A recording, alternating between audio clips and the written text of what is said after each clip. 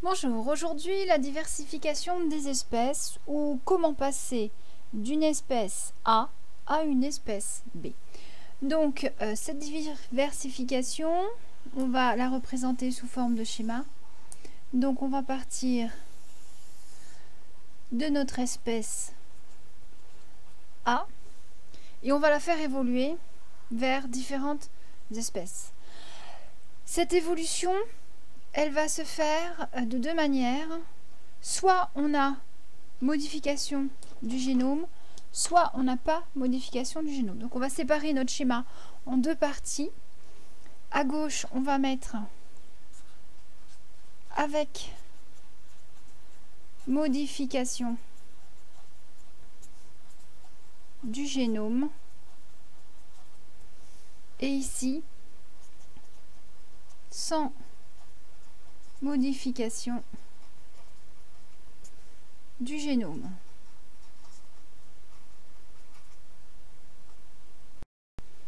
Donc notre espèce va subir des modifications qui font qu'on va arriver à une spéciation. Alors qu'est-ce que c'est qu'une spéciation? C'est une séparation des populations. Ces populations vont être séparées, pourquoi? Parce que on va avoir des modifications qui font qu'elles deviennent interfécondes entre elles, mais pas avec le groupe d'origine. Donc, séparation des populations en groupes d'individus qui se ressemblent, sont interféconds, c'est-à-dire qu'ils se reproduisent entre eux. Et attention, leur descendance doit l'être aussi. Si la descendance n'est pas féconde, il n'y aura pas de continuité. Donc, comment fait-on pour passer d'une espèce A à une séparation d'un groupe d'individus qui se ressemblent, sont interféconds et qui ont une descendance interféconde? Le premier exemple de modification du génome, ça va être l'effet fondateur, le principe de migration. Donc on va prendre un groupe, alors on est dans l'espèce A, donc je vais l'appeler A1.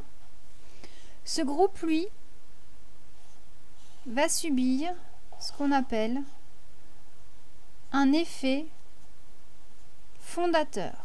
Donc on a un petit groupe qui va migrer, s'installer sur une île ou dans une montagne.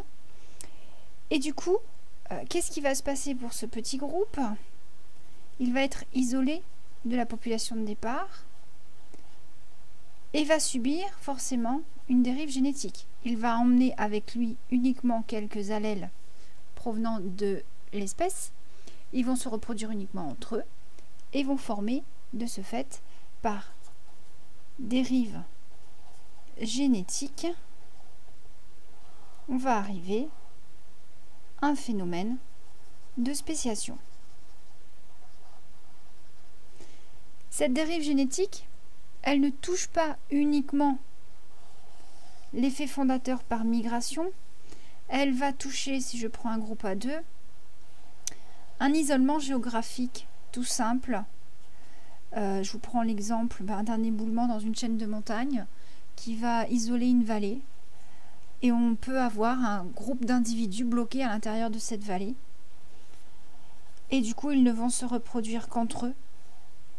Donc on a une dérive génétique qui se met en place. Voilà. Donc isolement géographique qui induit une dérive génétique qui induit une nouvelle espèce. Alors vous allez me dire, tout ça c'est bien, mais est-ce qu'on en a des exemples? Oui, ces exemples, on va les rajouter sur le schéma. Donc la dérive génétique pour l'effet fondateur. Donc pour la dérive génétique suite à une migration, on peut situer le Zostérops. Alors désolé pour la qualité de la caméra, je vais vous mettre un autre exemple. Le Mount Jacques de Chine. C'est un petit cervidé.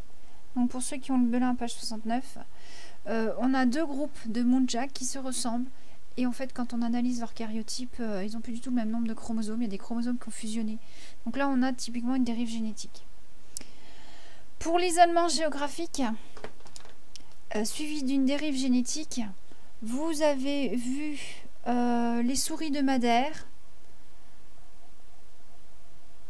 Donc les navigateurs ont amené avec eux dans leur bateau, sans faire exprès, des souris sur l'île de Madère, donc page 60 dans le Blin. Et ces souris donc se sont installées sur l'île et se sont retrouvées certaines isolées dans des vallées, se sont reproduites qu'entre elles et forcément toutes les mutations qui ont eu lieu ont été conservées. On va retrouver sur cette île des populations avec des karyotypes, un nombre de chromosomes totalement différents, double voire triple, parce qu'on a eu énormément de fusion de chromosomes. Pour ceux qui ont eu le Belin aussi en seconde, vous avez peut-être entendu parler des lions du Ngorongoro. Donc ce sont des lions qui proviennent du parc national du Serengeti, qui se sont installés dans un cratère qui s'appelle le cratère Ngorongoro. Et ce cratère est bordé par de hautes montagnes. Donc les lions, une fois qu'ils se sont installés là, ils se sont reproduits uniquement entre eux. Donc on a eu observation d'une dérive génétique, on a eu perte de certains allèles qui n'existent plus dans cette population alors qu'ils existent encore chez les lions du Serengeti.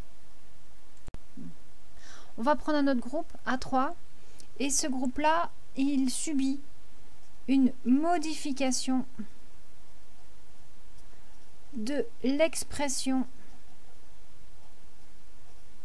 d'un gène de développement, DVPT, développement. Alors on peut citer comme exemple, vous avez entendu parler des pinsons des Galapagos, pour ceux qui les ont étudiés. Ces pinsons donc ont une modification de l'expression du gène BMP4 et ça a provoqué une différence de croissance du bec. Certains pinsons au sein même d'une espèce ont commencé à avoir des becs beaucoup plus gros. Donc là, ça sous-entend quoi? Eh ben, concurrence au niveau de certaines graines. Ils sont capables de manger des graines plus grosses. Vu que leur bec est plus gros, leurs chants vont être différents, ils ne vont pas avoir la même tonalité. Du coup, on a des problèmes de reconnaissance entre mâles et femelles. Et on va avoir progressivement, donc au sein de l'espèce de pinson, un petit groupe qui s'isole. Pourquoi? Parce qu'ils ont eu une expression du gène BMP4 qui est différente. Et du coup, bec différent et toutes les conséquences que ça engendre. Donc, on va mettre en exemple BMP4, bec des pinsons. Donc ceux qui ont le Belin, page 41 et 69. Donc là, ça touche la taille du bec.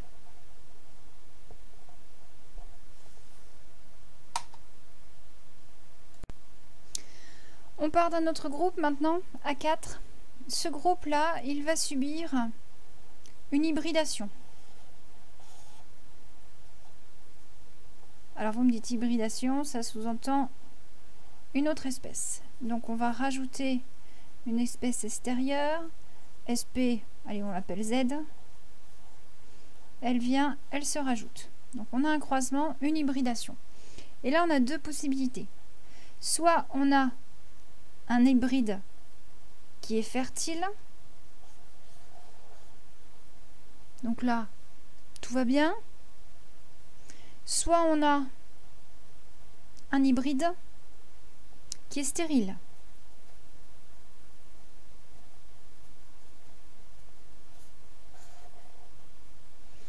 Donc on n'a pas la même évolution.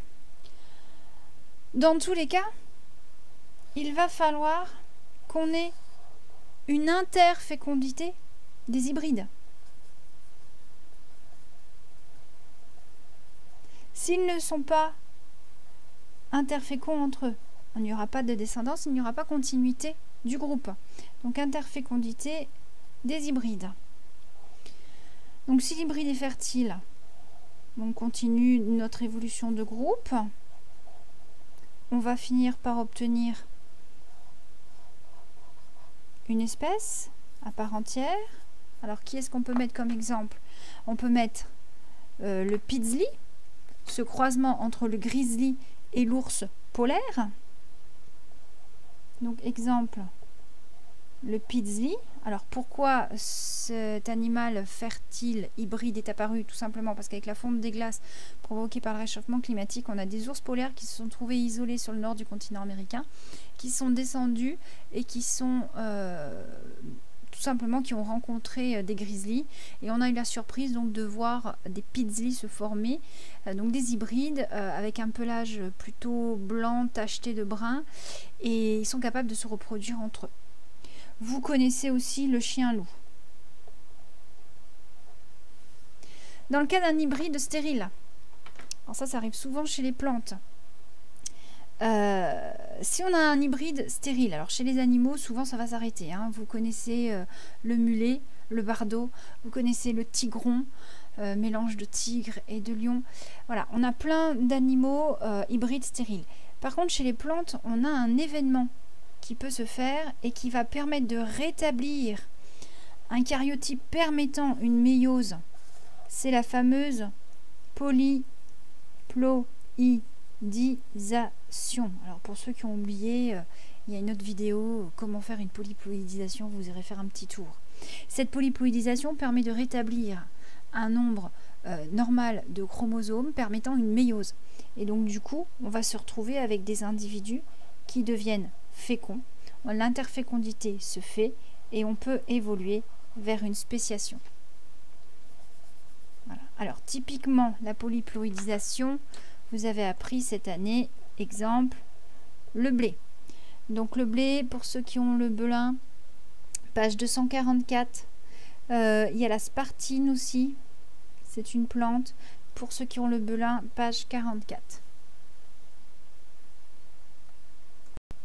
Donc on reprend l'hybridation.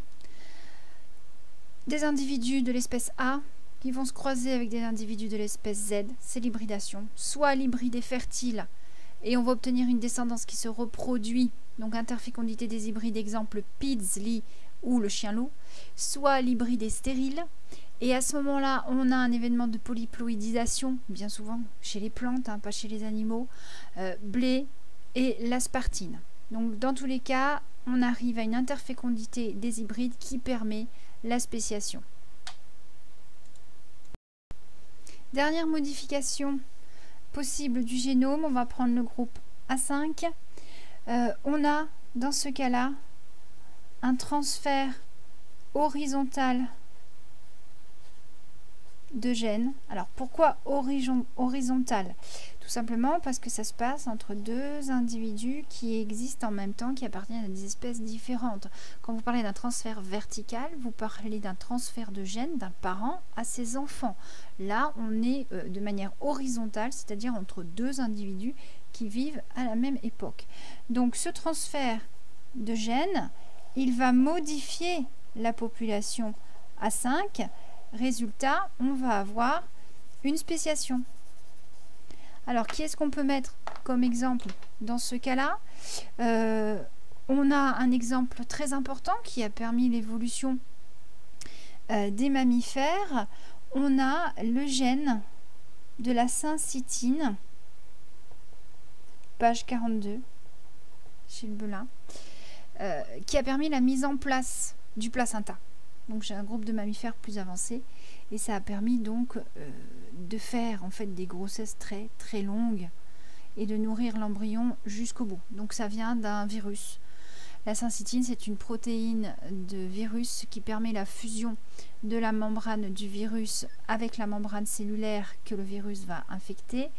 Et du coup, nous, on a récupéré ce gène et ça a permis la fusion des cellules du placenta. Du coup, ça a permis d'avoir des cellules géantes hyper efficaces dans le transfert de l'oxygène et des nutriments. On en a fini pour notre diversification avec modification du génome. Maintenant, on va s'intéresser à la diversification sans modification du génome. Notre premier cas avec le groupe donc A6, on va avoir une symbiose de deux êtres vivants. Alors cette symbiose, elle implique donc A6 et on a une espèce X qui vient se rajouter. Donc ces deux espèces vont vivre l'une avec l'autre. Et ça va enclencher donc une spéciation. On a une nouvelle espèce qui apparaît. Cette symbiose, elle peut induire un transfert horizontal de gènes. Vous connaissez peut-être le cas d'Elysia, cette petite limace qui a récupéré le gène PBSO qui permet le maintien des chloroplastes, normalement chez les végétaux. On le retrouve dans l'ADN de cette limace d'eau douce. Les symbioses, alors quel exemple vous connaissez? Le lichen, vous connaissez, donc lichen page 47, vous connaissez les coraux qui vivent en symbiose avec des algues. On a la fameuse endosymbiose qui a permis la mise en place des mitochondries, mais également des chloroplastes. Il nous reste un dernier groupe, A7. Donc là, on a tout simplement une modification du comportement d'un groupe d'individus.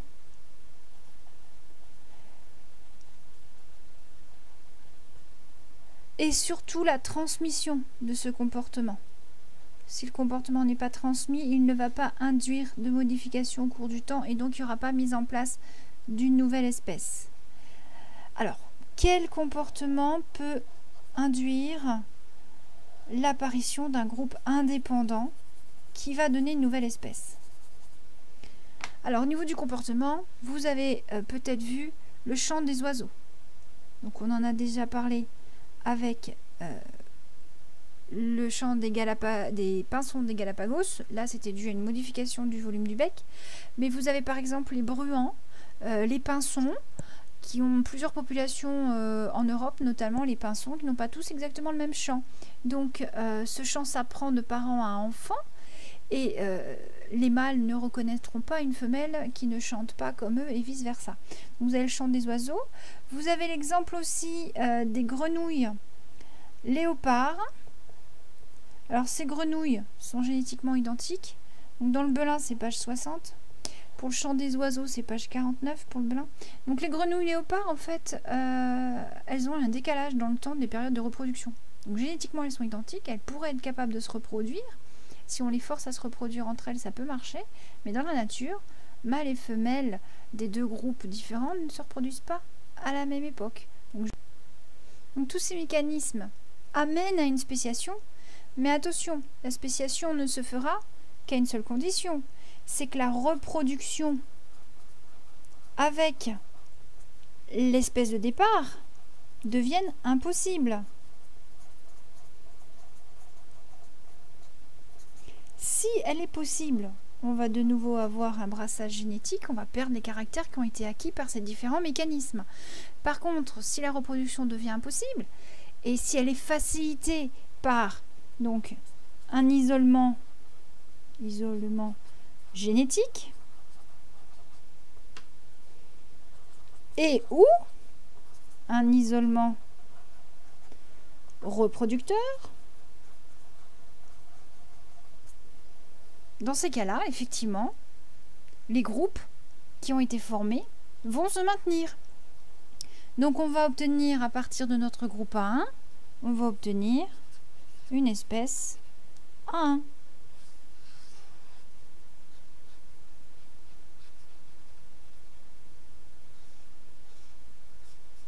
À partir de A2, on va obtenir une espèce A2. Donc à partir du groupe A3, avec une simple modification d'un gène de développement, je vais obtenir une espèce A3. Donc jusqu'à présent, j'ai gardé les noms de A. Pourquoi? Parce que j'ai des mécanismes qui nous permettent d'obtenir des espèces qui ressemblent beaucoup aux espèces de départ. Par contre, à partir de là, je commence à avoir des mécanismes qui transforment fortement les individus. Donc dans le cadre d'un groupe A4 qui subit une hybridation, donc on obtient des individus bien différents. Donc je vais donner ici des noms différents à mes espèces. Donc là je vais mettre par exemple à partir de A4 je vais obtenir l'espèce B pour une hybride fertile. Pour un hybride stérile je vais faire l'espèce C. Dans le cas d'un transfert horizontal de gène, je modifie suffisamment l'espèce, je vais lui donner également un nom différent, espèce D. Et là, je suis sans modification du génome, donc à partir de A6, une symbiose avec espèce X, je vais obtenir une espèce E. Et à partir de A7, modification du comportement et transmission, je vais mettre espèce F, par exemple. Alors, tous ces mécanismes évoluent dans le temps, permettent d'obtenir de nouvelles espèces. Mais attention, il y a une contrainte qui s'applique en permanence, c'est la fameuse sélection naturelle. Elle intervient à tous les niveaux. Si à un niveau de l'histoire, les individus ne sont pas capables de survivre à cause de la sélection naturelle, l'histoire s'arrête. On n'a pas de création de la nouvelle espèce. Donc sur le côté, je peux prendre une autre couleur et avec mon avancée dans le temps, donc là on a le temps, avec mon avancée dans le temps, je vais marquer action continue de la sélection naturelle. Action continue de la sélection naturelle. C'est-à-dire, ne seront capables de survivre que ceux qui possèdent des caractères avantageux. Donc voilà un schéma bilan de la diversification des espèces, avec et sans modification du génome. Avec modification du génome, l'effet fondateur migration et isolement géographique qui engendre une dérive génétique, modification de l'observation d'un gène de développement. On a le processus d'hybridation avec les hybrides fertiles et stériles. Dans le cadre des stériles, si on a un événement de polyploïdisation qui intervient, on rétablit une interfécondité, on rétablit une nouvelle espèce. Le transfert horizontal de gènes, donc tout ça c'est avec modification du génome.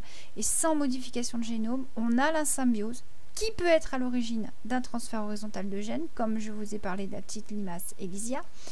Et dernière possibilité, modification du comportement et transmission à la descendance.